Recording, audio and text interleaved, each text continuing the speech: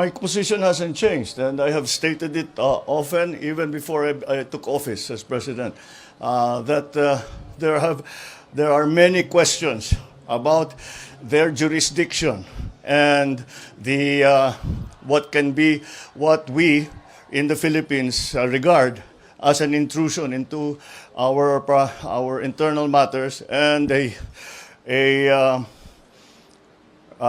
threat to our sovereignty. No, I do not see what their jurisdiction is. I feel that we have in our police and in our judiciary a good system. We do not need assistance from any outside entity. The Philippines is a sovereign nation, and we are not colonies anymore of these former imperialists.